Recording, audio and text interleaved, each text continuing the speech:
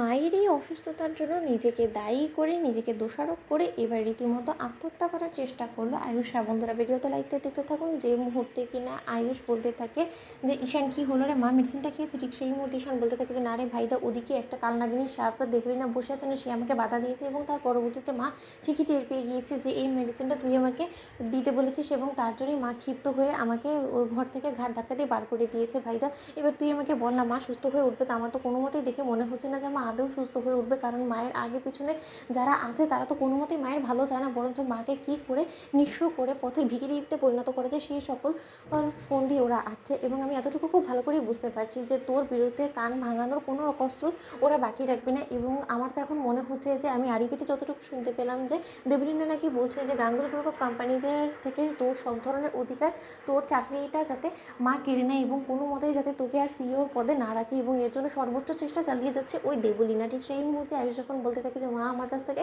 সবটা কেড়ে নিল, আমার তাতে কোনো কিছু যায় আসে না, আমার শুধু প্রথম প্রাধান্য একটাই, সেটা হলো কি আমার মায়ের সুস্থতা। এবং মা যখন এতটা অসুস্থ হয়ে পড়েছে এবং মায়ের কাছে যখন আমি যেতেই পারবো না, তাহলে জীবনটা আমি রেখে কী বা করবো। ঠিক সেই মুহূর্তে যখন কিনা আয়ুষ চোখের সামনে যখন কিনা একটা ছুরি দেখতে পাই, এবং ছুরিতে যখন কিনা আয়ুষ নিজের হাতের রক কেটে ফেলার সিদ্ধান্ত নেয় এবং বলতে থাকে যে এই পৃথিবী থেকে বরঞ্চ আমি চলে যাই, এতে করে এই বাড়ির সকলে সুস্থ থাকতে পারবে, এবং তার থেকে বড় কথা আমার মা শান্তিতে থাকতে পারবে। কারণ আমি যতকাল বেঁচে থাকবো ততকাল মায়ের এটাই মনে হবে যে সে তার ছেলেকে মানুষের মতন মানুষ করতে পারেনি, তার শিক্ষায় হয়তো কোনো রকম কোনো খামতি রয়ে গিয়েছিল, এবং তার জন্য মা চিরকাল অপরাধ বোধে ভুগবে, এবং এরকম করেই নিজেকে গুমড়ে গুমড়ে শেষ করে দেওয়ার পরিকল্পনা করবে। তার থেকে বরঞ্চ আমি পৃথিবী থেকে চলে যাই, এতে করে সকলেরই মঙ্গল হবে এবং সকলেই ভালো থাকবে, তোমরা সকলে ভালো থেকো।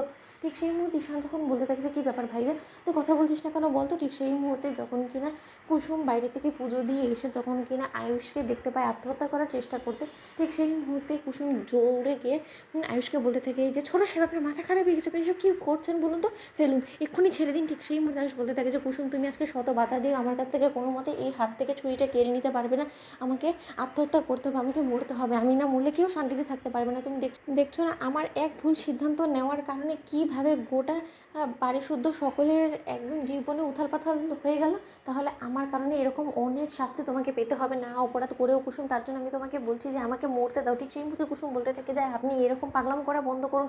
অন্যদিকে ঈশান যখন এই সকল কথা শুনতে পায়, ঠিক সেই মুহূর্তে ঈশান গাঙ্গুলি হাউস থেকে দৌড়ে এসে যখন কিনা বলতে থাকে যে ভাইদা তুই এক্ষুনি ছাড়, এরকম কী পাগলাম করছিস বলতো ভাইদা, তুই যদি শেষ হয়ে যাস তোর কি মনে হয় যে মা বেঁচে থাকবে? মাও নিজেকে শেষ করে দেবে ভাইদা, তোকে হারিয়ে মা কোনো মতেই বাঁচতে পারবে না ভাইদা, মায়ের কথা ভেবে হলো অন্তত তুই ছেড়ে দে। ঠিক সেই মুহূর্তে কুসুম এক পর্যায়ে কোনো রকম কোনো পথ খুঁজে না পেয়ে এক পর্যায়ে কুসুম বলতে থাকে যে ছোটো সাহেব, আপনি যদি এক্ষুনি ছুরিটা না ছাড়েন তাহলে কিন্তু আমি দেবী মায়ের দিব্যি দিতে আপনাকে বাধ্য হবো। তো বন্ধুরা, লাইক শেয়ার করে সাবস্ক্রাইব করুন।